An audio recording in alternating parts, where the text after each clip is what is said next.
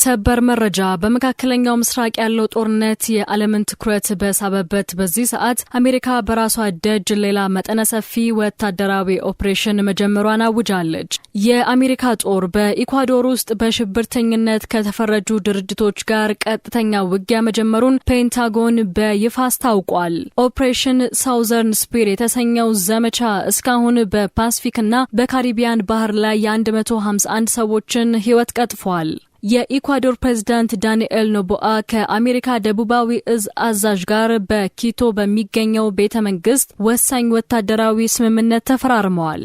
ፕሬዝዳንት ዶናልድ ትራምፕ የሰላም ሰው ነኝ ያሉ በወራት ውስጥ በርካታ ግንባሮችን የከፈቱት ለምንድን ነው? ከቬንዙዌላ ኦፕሬሽን ቀጥሎ ኢኳዶር የአሜሪካ ቀጣይ ስልታዊ ኢላማ መሆኗ በላቲን አሜሪካ ምን አይነት መናወጥ ይፈጥራል? ይህንን አዲስ የአሜሪካ እርምጃ በዝርዝር እንተነትናለን። እስከ መጨረሻው አብራችሁን ቆዩ። ሰበር መረጃዎች ቀድመው ወደ እናንተ እንዲደርሱ ሰብስክራይብ በማድረግና የደውል ምልክቷን በመጫን ቤተሰብ ይሁኑን።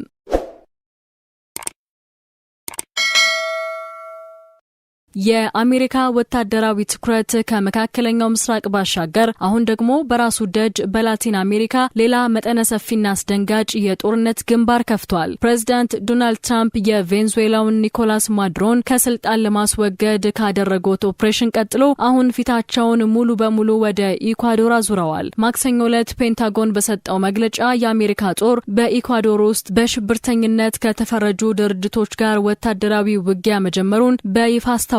ይህ እርምጃ ትራምፕ ስልጣን ከያዙ በኋላ በላቲን አሜሪካ የጀመሩት ኦፕሬሽን ሳውዘርን ስፒር የተሰኘው ዘመቻ ትልቅ ማሳያ ተደርጎ ተወስዷል። ይህ የአሜሪካ ደቡባዊ እዝ የሚመራው ዘመቻ በፓሲፊክና በካሪቢያን ባህር ላይ በተደረጉ ተከታታይ የአየርና የባህር ላይ ጥቃቶች እስካሁን ድረስ በትንሹ 151 ሰዎች መገደላቸውን ሪፖርቶች ያመለክታሉ። ጥቃቱ በተለይ የታለመው እዝ አዘዋዋሪ ናቸው ተብለው በተጠረጠሩ ጀልባዎችና ተሽከርካሪዎች ላይ ቢሆን አሁን ግን የጦርነቱ አድማስ ሰፍቶ በኢኳዶር ምድር ላይ ወደሚገኙ ታጣቂ ቡድኖች ዘልቀዋል። አሜሪካ በሀገሪቱ ውስጥ በሽብርተኝነት የፈረጀቻቸውን ሎስ ሎቦስ እና ሎስ ቼኔሮስ የተባሉ የወንጀል ድርጅቶችን ለመደምሰስ የወሰደችው እርምጃ በቀጠናው የአሜሪካን ወታደራዊ ተጽዕኖ በአዲስ መልክ ለማስፈን የምታደርገው ጥረት አካል ነው። ይህ አዲስ የጦርነት ግንባር በላቲን አሜሪካና በካሪቢያን ሀገራት መካከል ያለውን ወታደራዊ ትብብር ወደ ላቀ ደረጃ ያሸጋገረ መሆኑን የአሜሪካ ደቡባዊ እዝ ገልጿል።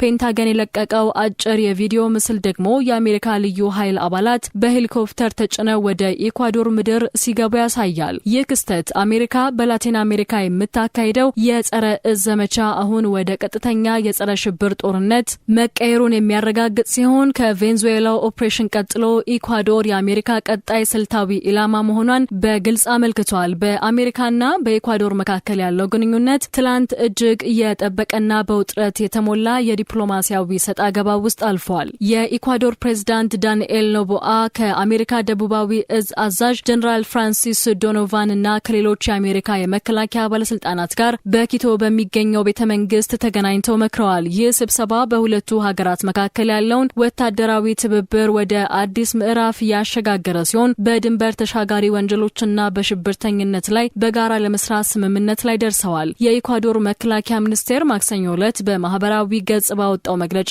በናርኮ ቴሮሪዝም እና በህገ ወጥ ማዕድን ቁፋሮ ላይ አዲስ ምዕራፍ ተጀምሯል ሲል አውጇል። ሚኒስቴሩ አክሎም የኢኳዶር የታጠቀ ኃይል ከስትራቴጂካዊ አጋሮቻችን ጋር በመሆን የወንጀል ቡድኖችን በጽኑ መዋጋታቸውን ይቀጥላሉ ብለዋል። ጀነራል ዶኖቫን በበኩላቸው የኢኳዶር ጦር ለሀገሩ ደህንነትና ለቤተሰቦች ሰላማዊ የወደፊት ህይወት እያሳየ ያለውን የማይናወጥ ቁርጠኝነትና ድፍረት በከፍተኛ ሁኔታ አድንቀዋል። ይሁን እንጂ ይህ ስምምነት በቀላሉ የመጣ አይደለም። ባለፈው ህዳር ወር ላይ በተካሄደ ህዝበ ውሳኔ የኢኳዶር ህዝብ አሜሪካ በሀገሩ ላይ ወታደራዊ ጦር ሰፈር እንድትመሰርት ያቀረበችውን ጥያቄ በከፍተኛ ድምጽ ውድቅ አድርጎት ነበር።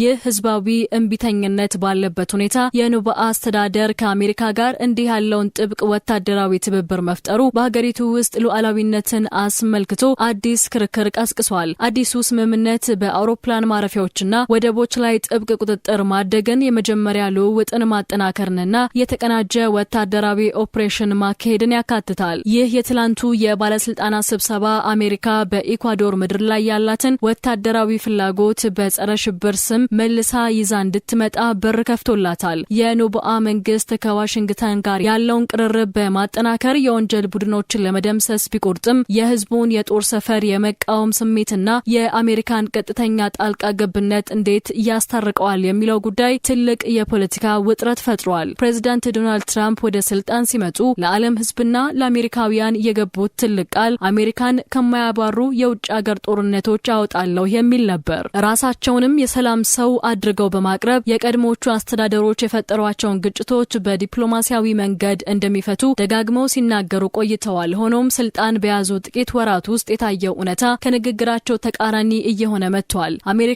በአሁኑ ሰዓት በመካከለኛው ምስራቅ ብቻ ሳይሆን በራሷ ደጅ በላቲን አሜሪካ በበርካታ ወታደራዊ ግጭቶች ውስጥ ተዘፍቃ ትገኛለች። የትራምፕ አስተዳደር በላቲን አሜሪካ የከፈተው ኦፕሬሽን ሳውዘርን ስፒር የተሰኘው ዘመቻ ፕሬዝዳንቱ ከገቡት የሰላም ቃል ይልቅ ወደ ወታደራዊ የበላይነት ማዘንበላቸውን ያሳያል። እስካሁን ድረስ በዚህ ዘመቻ ብቻ በትንሹ 151 ሰዎች መገደላቸው ሪፖርት ተደርጓል። ይህ እርምጃ አሜሪካ በላቲን አሜሪካ የምታካሂደው የጸረ እዝ ዘመቻ አሁን ወደ ቀጥተኛ የጸረ ሽብር ጦርነት መቀየሩን የሚያረጋግጥ ነው። ትራምፕ ጦርነት አቁማለሁ ቢሉም በተግባር ግን በወራት ውስጥ አዳዲስ ግንባሮችን እየከፈቱና ወታደራዊ በጀቶችን እያሳደጉ ይገኛሉ። በኢኳዶር የተጀመረው አዲሱ ኦፕሬሽን ደግሞ የትራምፕን ወታደራዊ ስትራቴጂ ይበልጥ አጋልጦታል። ፔንታገን በኢኳዶር ውስጥ በሽብርተኝነት ከተፈረጁ ድርጅቶች ጋር ውጊያ መጀመሩን ሲያበስር ትራምፕ በቀጠናው ያላቸውን ወታደራዊ ተጽዕኖ ለማስፋፋት ቆርጠው መነሳታቸውን ያሳያል። ይህ ሁኔታ በትራምፕ የሰላም ሰው ንግግርና በወታደራዊ ተግባራቸው መካከል ያለውን ሰፊ ልዩነት ለዓለም አቀፍ ተንታኞች ግልጽ አድርጎታል። በወራት ውስጥ የተመዘገቡት የሟቾች ቁጥርና የተከፈቱት አዳዲስ ግንባሮች የአስተዳደሩን የሰላም ዘመን ጥያቄ ውስጥ ከቶታል። የአሜሪካ የውጭ ጉዳይ ፖሊሲ በላቲን አሜሪካ ላይ ያለው ትኩረት በአሁን ሰዓት ታይቶ በማይታወቅ ፍጥነት እየተለወጠ ይገኛል። በቬንዙዌላው ፕሬዝዳንት ኒኮላስ ማዱሮ ላይ የተካሄደው መጠነ ሰፊ ኦፕሬሽን ለዓለም ትልቅ መነጋገሪያ በነበረበት በዚህ ወቅት ዋሽንግተን ፊቷን ወደ ኢኳዶር እንደምታዞር የሰጠችው ፍንጭ አሁን በተግባር መታየት ጀምሯል። ፔንታገን ማክሰኞ ዕለት በሰጠው መግለጫ በኢኳዶር ውስጥ የተከፈተው አዲሱ ግንባር የትራምፕ አስተዳደር በቀጠናው የሽብርተኝነትን መቅሰፍት ለመግታት የወሰነው ቁርጠኝነት አካል እንደሆነ ገልጿል። ይህ ወታደራዊ ሽግግር በአጋጣሚ የመጣ ሳይሆን የታቀደ ስልታዊ እርምጃ መሆኑን ብዙዎች ይስማማሉ። አሜሪካ በቬንዙዌላ ያሳየችው ወታደራዊ ጡንቻ አሁን ወደ ኢኳዶር መዞሩ በቀጠናው ያሉትን ተላላኪ ሽብርተኞችና የእዝ አዘዋዋሪዎችን ሙሉ በሙሉ ለመደምሰስ የታለመ ነው። ፔንታገን በኢኳዶር ምድር ላይ ከሚያካሄደው ኦፕሬሽን ጎን ለጎን አሜሪካውያን በሄሊኮፕተር ተጭነው ወደ ስምሪት ሲገቡ የሚያሳይ አጭር ቪዲዮ መልቀቁ ለሌሎችም የላቲን አሜሪካ ሀገራትም ግልጽ ማስጠንቀቂያ ተደርጎ ተወስዷል። በኢኳዶር የተጀመረው ደቡባዊ ጦር ዘመቻ እስካሁን በፓሲፊክና በካሪቢያን ባህር ላይ በተደረጉ ጥቃቶች የ151 ሰዎችን ሕይወት ቀጥፏል። ትራምፕ በምርጫ ቅስቀሳቸው ወቅት የሰላም ሰው ነኝ ቢሉም ስልጣን በያዙ ጥቂት ወራት ውስጥ ግን ከቬንዙዌላ እስከ ኢኳዶር ድረስ በርካታ ወታደራዊ ግጭቶች ውስጥ ገብተዋል። ይህ ከማዱሮ በኋላ ኢኳዶር የሚለው ስልታዊ ለውጥ አሜሪካ በላቲን አሜሪካ ያላትን የደህንነት ስጋት ለመቀነስ የምትከፍለው ወታደራዊ መፍትሄ በግልጽ የሚያሳይ ሆኗል። በአሁኑ ሰዓት ኢኳዶር የአሜሪካ ቀጣይ የጦርነት ግንባር ሆናለች። ፕሬዝዳንት ዳንኤል ኖቦአ